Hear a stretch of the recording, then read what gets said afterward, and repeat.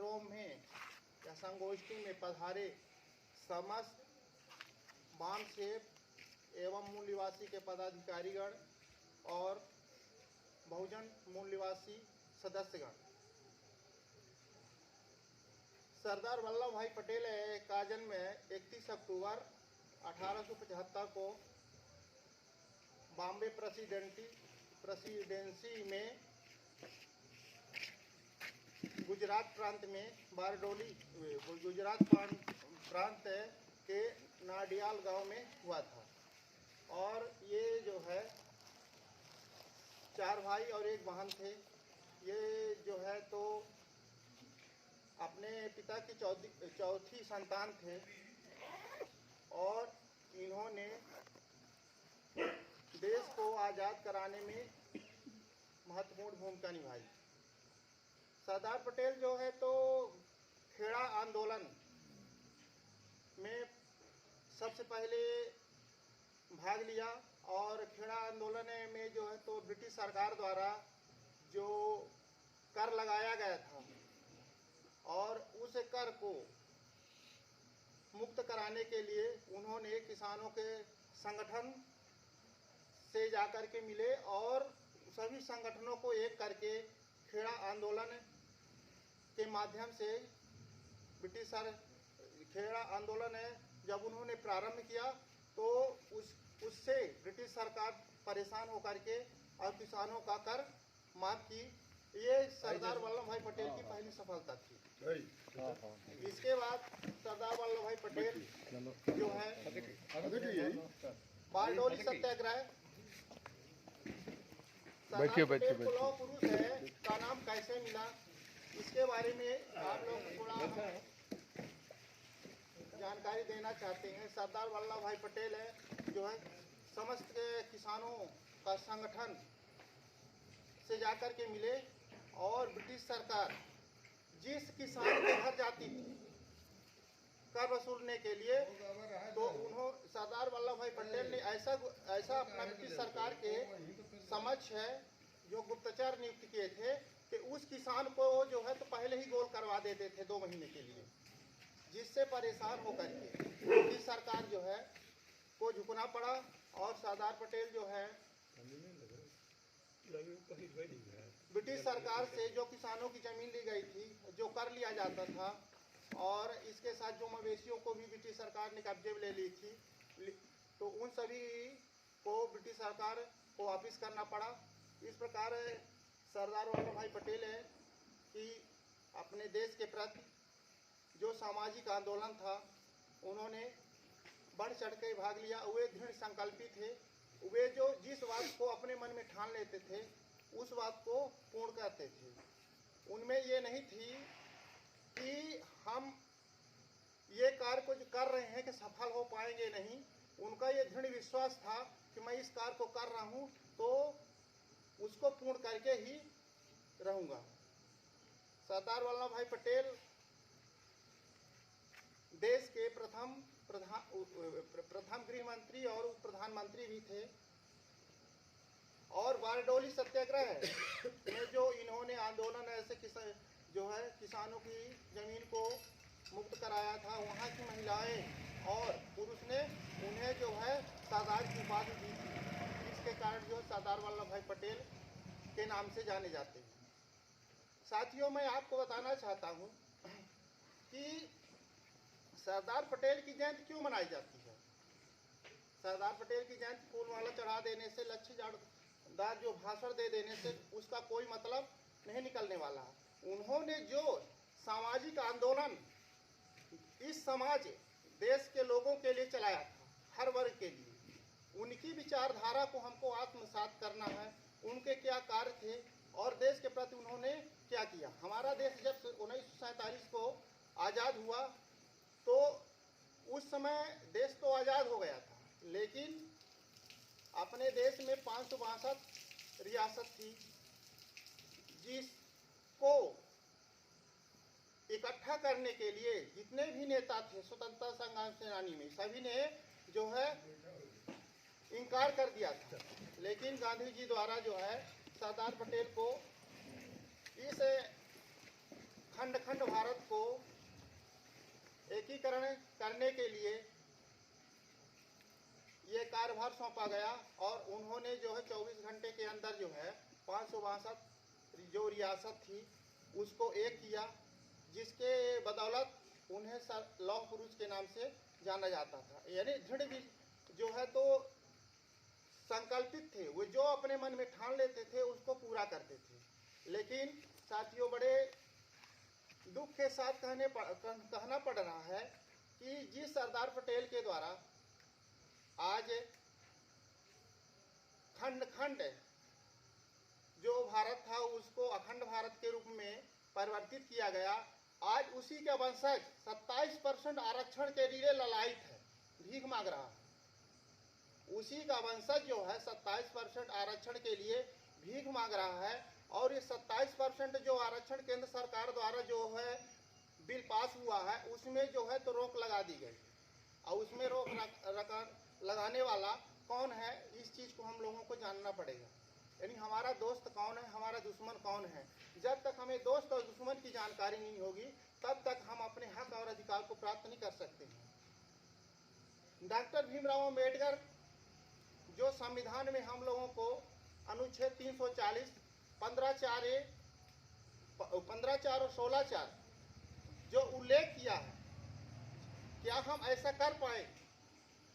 यानी हम ऐसा नहीं कर पाए। आज तक जो है हमारे देश में इतनी बड़ी विडंबनाएं हैं कि जात व्यवस्था के नाम से आज जो है तो हमारे देश में जात व्यवस्था के नाम से कोई भी कार्य होता है। यानी जाति जो है तो राजनीति से निकली हुई भाषा है। यदि जाति के नाम से ऐसा कार्य किया जाता है तो ये जातियां बनाई किसने? साथियों, मैं कहना चाहता हूं कि महाभारत में ये इधर अच्छा महाभारत में के फर्स्ट श्लोक यदा यदा ही धर्मस्य ग्लानिर्भवति भवति भारत, यानी जब जब देश में संकट आएगा तो भगवान क्या होंगे? पैदा होंगे। यानी भगवान को मालूम था भारत के अलावा कोई देश नहीं थे। यानी अमेरिका, जापान, इंग्लैंड के देश नहीं थे कि हमको वहां भी पैदा होना चाहिए। यानी आज जो ये व्यवस्थाएं बनी हुई तो सिर्फ मनवादियों व्यवस्थाएं जो के माध्यम से जो हम लोग ये कार्य कर रहे हैं, जब तक हम संस्कार, दरबार, त्योहार और जोहार से इनको जो है हम बहिष्कृत नहीं करेंगे तब तक हम लोगों को आज़ादी प्राप्त नहीं हो सकती। सबसे पहले हम लोगों की आज़ादी 1848 में हमारे राष्ट्रपिता ज्योतिबा फूले उन्होंने शिक्षा का अधिकार दिया।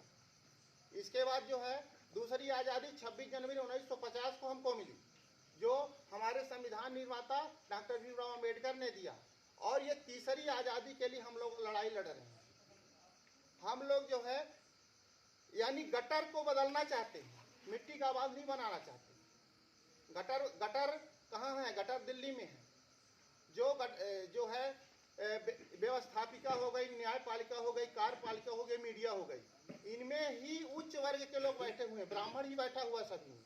और जब उस गटर में गटर इतना मजबूत है, लोहे जैसा मजबूत है, उसको तोड़ने के लिए हम लोगों को समय तो लगेगा ही। यानी मेरे जो है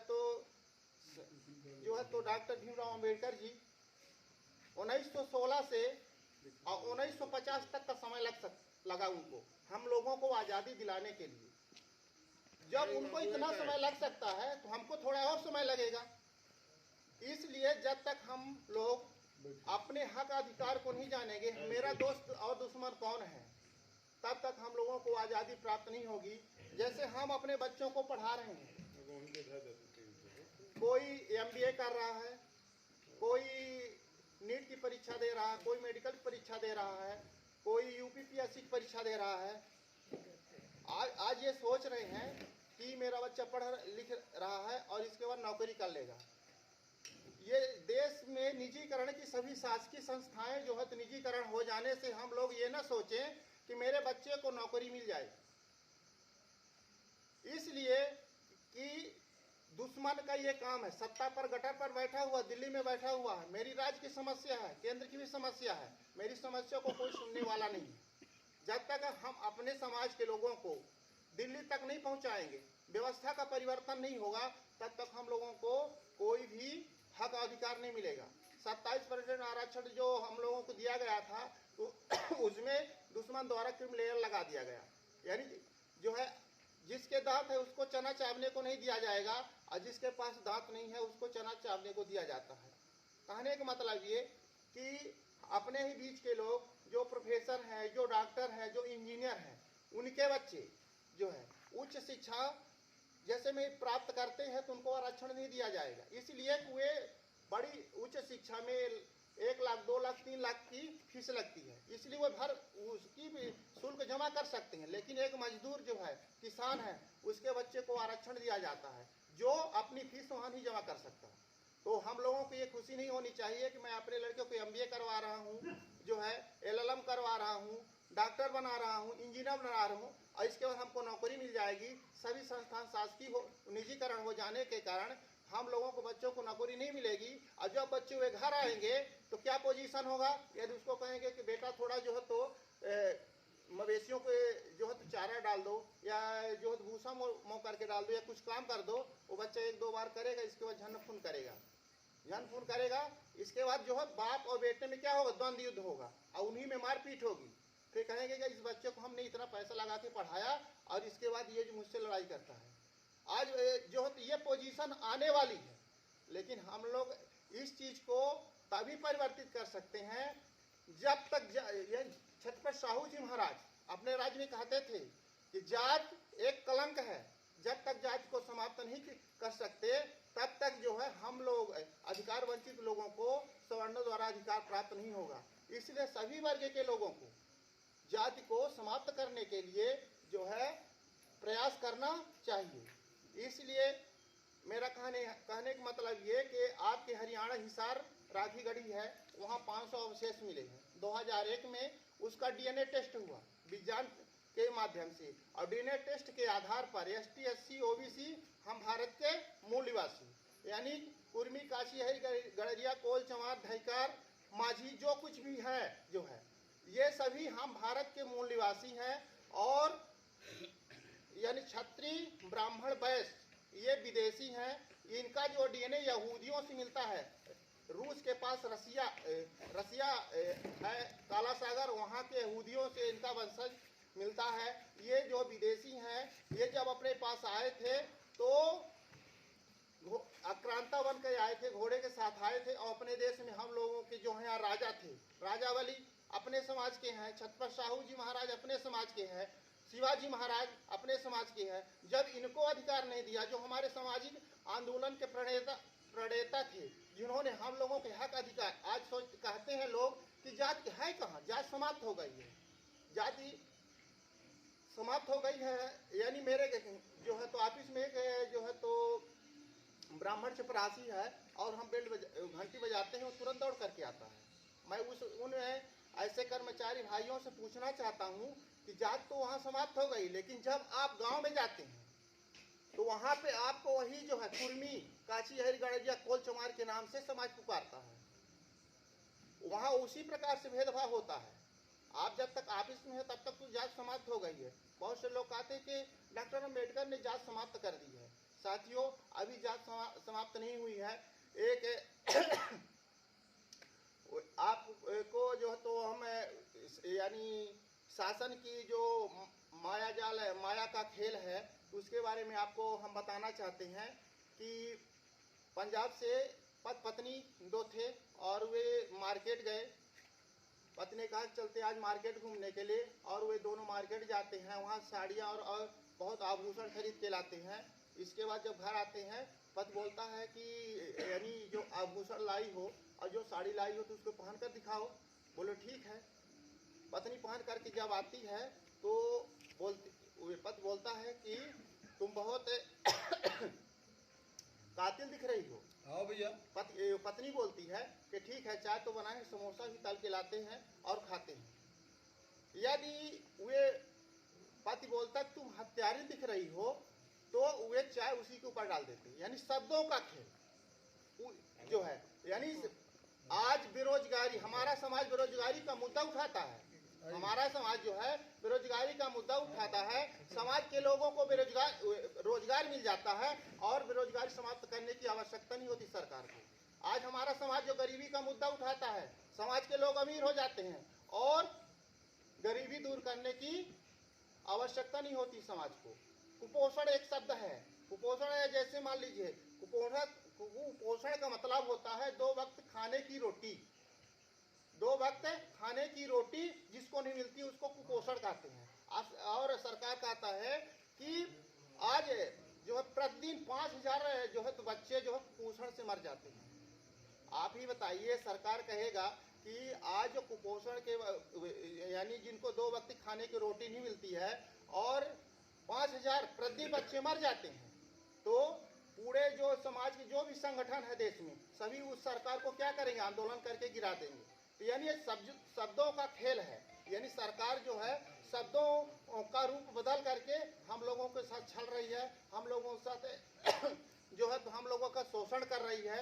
आप जब तक जागृत नहीं होंगे तब तक अपने समाज का विकास नहीं कर सकते हैं। इसलिए वाम से मूल निवासी संगठन द्वारा हम लोगों द्वारा जो ये संगोष्ठी के माध्यम से जो जागृत अभियान चलाया जाता है, तो यानी खास तौर पर शिक्षित वर्ग के लिए चलाया जाता है। अशिक्षित वर्ग के लोग तो अपने आप समझ लेते हैं। शिक्षा का मतलब ये नहीं होता है कि हम पढ़ लिए, नौकरी कर लिए और इसके बाद नौकरी करने के बाद मेरी शादी ब्याह हो गया, शादी ब्याह के बाद बाल बच्चे पैदा हुए, बाल बच्चे के बाद जो है नाती पोते हुए, और नाती पोते को खिलाते हुए जो है एक दिन वे इस दुनिया से चला जाता है। यही शिक्षा का मतलब मेरा है। शिक्षा का मतलब ये होना चाहिए कि हम नौकरी करते हुए भी समाज के लोगों को जागृत करें कि कौन सही है कौन गलत है, समाज में क्या क्या विडंबनाएं हैं, क्या क्या अंधविश्वास है। उस अंधविश्वास को जब तक हम दूर नहीं करेंगे अपने समाज से, जब तक हम जात को समाप्त नहीं करेंगे, तब तक हम लोगों को हक और अधिकार नहीं मिल सकता है। यही व्यवस्था परिवर्तन का वामसेव का मुख्य उद्देश्य है। वामसेव कर्मचारियों का संगठन है। वामसेव में 5 शाखाएं हैं। पहला मूल निवासी संघ, दूसरा मूल निवासी जो कर्मचारी कल्याण संघ, तीसरा जो है तो मूल निवासी विद्यार्थी संघ, और चौथा मूल निवासी सभ्यता संघ, और 5वां जो है एक राजनीतिक पार्टी संगठन है जिसको कहते हैं पीपुल्स पार्टी ऑफ इंडिया, जिसके अभी वर्तमान में जो है तो राष्ट्रीय अध्यक्ष पूरे भारतवर्ष के मूल निवासी हेमराज सिंह पटेल है, जो रीवा जिला से है, तेथर तहसील से। इसी के साथ आप लोगों ने मेरी जो है तो मेरे द्वारा जो आप लोगों को थोड़ी भी जागृत अभियान के तहत जो BS4 डोर टू डोर चलो गांव की ओर भारतीय संविधान सम्मान सुरक्षा अभियान के तहत सरदार वल्लभ भाई पटेल की जयंती के संबंध में जो हम आप लोगों को बताए, आप लोगों ने ध्यान से सुना, इसके लिए बहुत बहुत धन्यवाद। जय भीम, जय मूल निवासी, जय संविधान। जी ने